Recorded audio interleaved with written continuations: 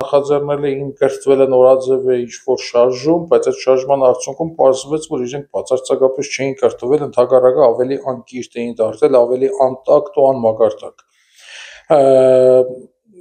Իհարկե ես չեմ զարմանում, որովհետև Փաշինյան Նիկոլը բացարձակապես հայտնվելով վարչապետի պաշտոնին չի փոխվել։ Ինքը մնացել է նույն շանտաժիստ, նույն կլավուզնիկ, նույն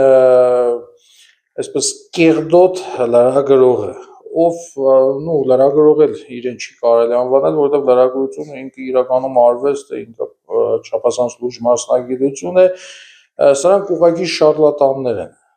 Ու այսօր իրանք նույն ոճով շարունակում են եւ շատ կեղդոտ ձևով, շատ անմագարտակ ձևով փորձում են թիրախավորել եկեղեցուն եւ հոգեվոր դասին, բարձր դասին։ Եվ սա պայմանավորված է նրանով, որ նախ Փաշինյանի բուն գործունեությունը սկսած 2018-ից ինքը ամբողջովին ուղղված եղել հայկական արժեքները ոչնչացնելուն եւ հայկական արժեքները սեւացնելուն, պետություն քանդելուն, ինքը պետականաքանդ է, եւ այդ առաջին գործողությունները մենք շատ լավ հիշում ենք, ինքը սկսած դատարաններից, հետագայում արդեն ամբողջովին ամեն ինչ արեց, որպեսզի բանակը քայքայեր, եւ այսօր ինքը արդեն հասել է այն ամենավերջին կետին, դա եկեղեցին է, որովհետեւ եկեղեցին թե իրեն, թե իր ադրբեջանցի հարազատներին չափազանց նյարդայնացնում է։ Այդ դուք հիշեցիք, որ Փաշինյան Նիկոլը սկսել է եկեղեցուն թիրախավորել կառավարության նախորդ նիստից սկսած եւ այդ նիստից ընդամենը օրեր առաջ մենք տեսանք, որ նույն կերպ եկեղեցուն սկսեց թիրախավորել նրա ազգանվակիցը, Փաշիզադեն, Ադրբեջանի կրոնական առաջնորդը, ով Էջմիածինը Ուչմիածին կոչեց, արևմտյան Ադրբեջան կեղծ տերմինի ներքո, եւ մենք նաեւ այսօր էլ ենք տեսնում, որ ադրբեջանական մամուլը, Ադրբեջանի կառավարության կիցը, այսպես ասած, բլբուլները ինչ մեծ ցնծության մեջ են, որ իրենց մյուս ազգականը Փաշինյան ազգանունով այստեղ ամեն կերպ փորձում է սևացնել շատ լպրիչ ձևով հայ առաքելական եկեղեցուն։ Եվ սա ընդամենը մեկ նպատակ ունի Հայաստանի ամենահին ինստիտուտը ոչնչացնել, որովհետև սա հայ առաքելական եկեղեցին ինքը մշտապես վախ է ներշնչել բոլոր մեր թշնամիների մոտ, եւ որպես հայ ազգի մեծագույն թշնամի Փաշինյանը չէր կարող զերծ մնալ։ Հետևաբար ես նաեւ ուրախ եմ, որ երեք հայ առաքելական եկեղեցին չափազանց զուս պատասխանեց,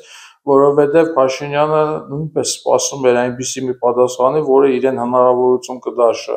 ներգրավելով իր մյուս պրոպագանդիստներին եւ ավելի հզոր արշավ սկսել եկեղեցու դեմ եւ միևնույն ժամանակ կարողանար եկեղեցուն հունից անել եւ ժամկետից շուտ ինչ-որ շարժում սկսել, որովհետեւ իրեն չափազանց կարեւոր է, որ այս ընթացքում ինքը կարողանա որևէ շարժումով հասարակությանը շեղել եւ բնականաբար այդ շարժումը ինչպես եւ նախորդները իր համար ավելի այսպես կանխատեսելի լինեն եւ ինքը կարողանար ճնշել, ցրել եւ հանգիստ գնալ 2026 թվականի ընտրությունները, ինչը երեք եկեղեցին կանխեց իբադիվ եկեղեցու, ասեմ, շատ կարևոր քայլ էր։ Պարոն Պողոսյան, այսինքն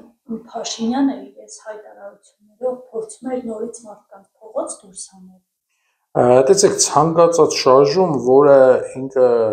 ինչպես օրինակ երեխան կանխածին է լինում, ինքը չի կարող ապրել, չէ՞։ Նույնն է շարժումները, եթե շարժումը ինքը լինում է իր օրակարգից դուրս եւ կլինի Փաշինյանի օրակարգի մեջ, իր համար շատ հեշտ կլինի, իսկ ինքը այսօր գիտի, որ Հայաստանի բնակչության 80%-ից ավելին իրեն ադում է, ինքը շատ լավ հասկանում է, որ ռեալ ոչ իր օրակարգային շարժումների դեպքում 60%-ը միանշանակ փողոց է դուրս գալու եւ այդտեղ ունենալու է անկանխատեսելի հետևանքներ։ Ինքը այդ ամեն ինչը հասկանում է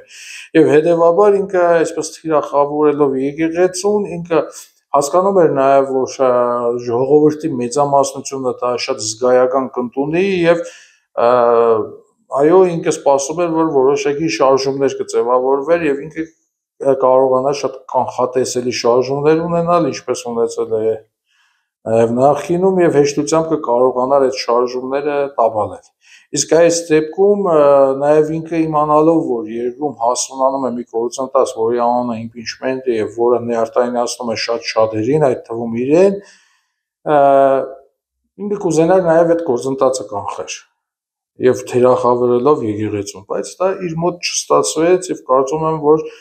առաջիկայում իսկապես մենք կունենանք մի այնպիսի շարժում, որը բացարձակապես կանխատեսելի չի լինի Փաշինյան-Նիկոլի համար եւ որը կունենա հաջողություն։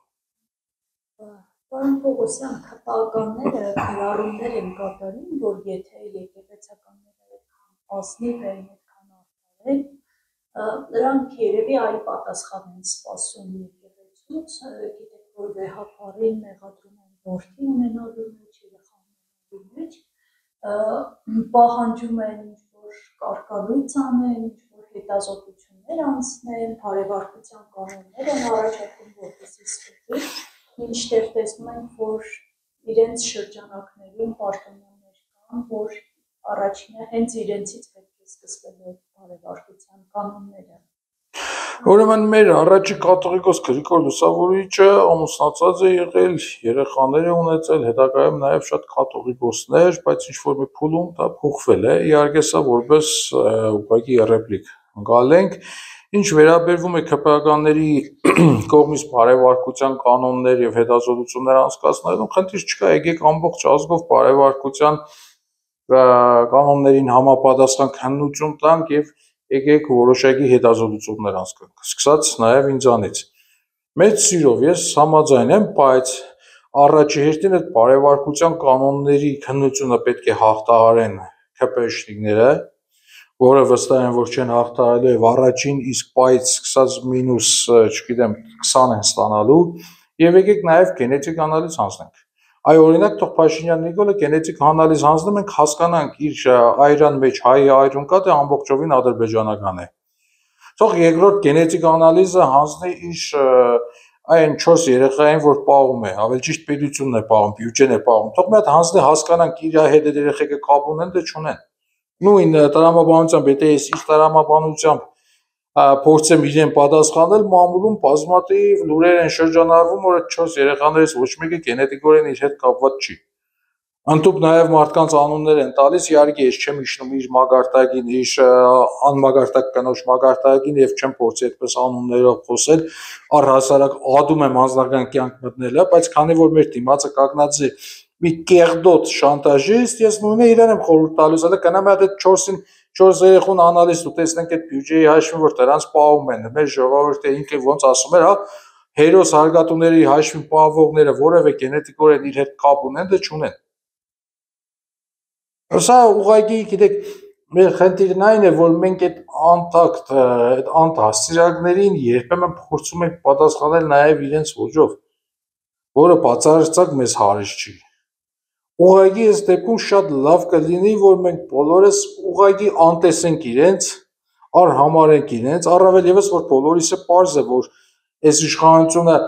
ինչ-որ ԿՊԱ-ներ կամ Փաշինյան Նիկոլը չի ձևավորելու պահում, մենք բոլորս էլ հասկանում ենք, չէ՞, որ սա թուրք-ադրբեջանական եւ առհասարակ թուրքական աշխարհի կողմից ձևավորված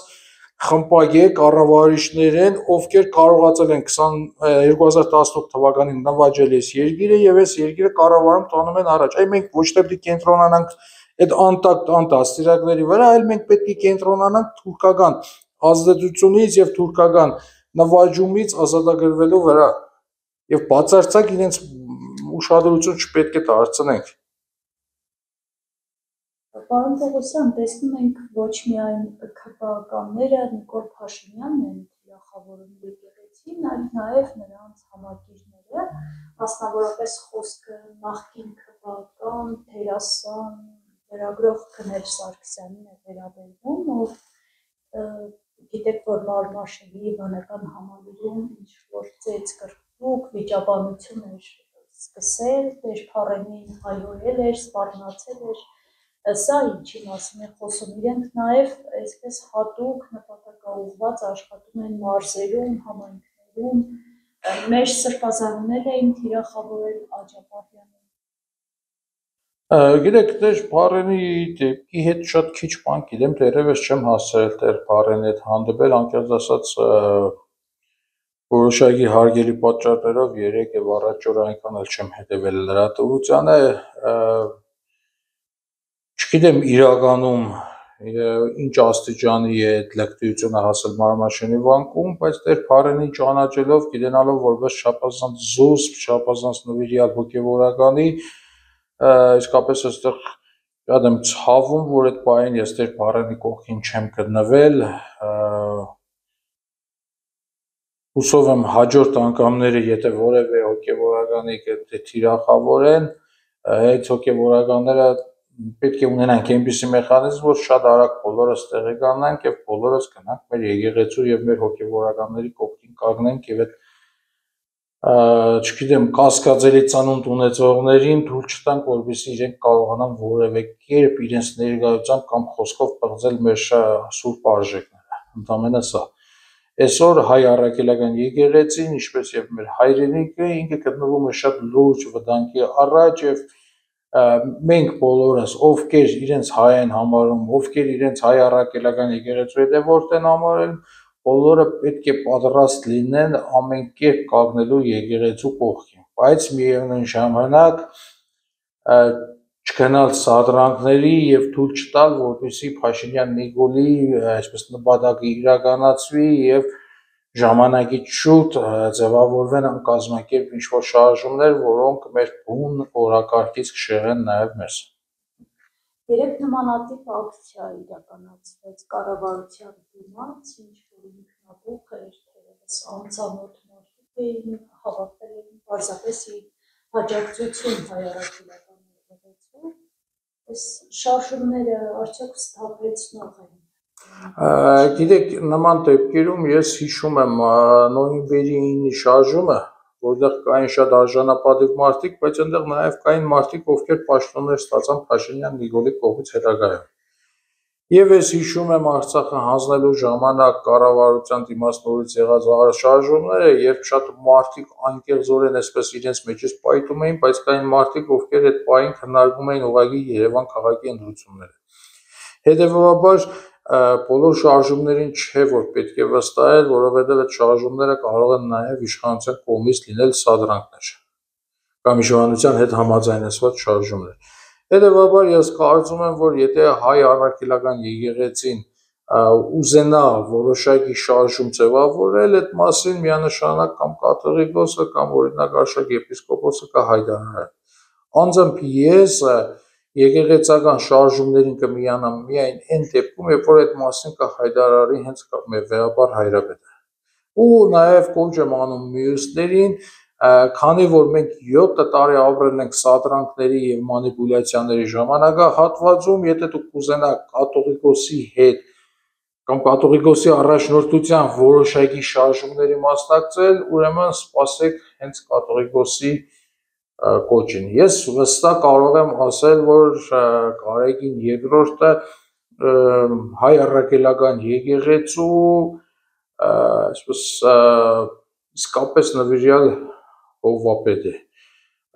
շատ մեծ գործ արած հովվապետ է, դրանով է պայմանավորված եղել տարիներ շարունակ նրա դեմ ուղղված բոլոր տեսակի արշավները, որովհետև սովորաբար այսպես այդ բորենիները միշտ հարձակվում են նրանց վրա, ովքեր արժանինքներ ունեն։ Այդ բորենիների հարձակումը հենց դրանով է պայմանավորված եղել եւ եկեք ուղղակի լինենք կաթողիկոսի կողքին եւ առանց կաթողիկոսի հետ համաձայնության որևէ գործողություններ չիրականացնենք։ Հավատացեք կաթողիկոսը եթե անհրաժեշտ համարի, ինքը այդ անտակտ անշնորհքներից վախեցողը չի։ Ինքը մեզ բոլորիս կասի եւ իր գլխավորությամբ միայն մասնակցել որոշակի շարժումների։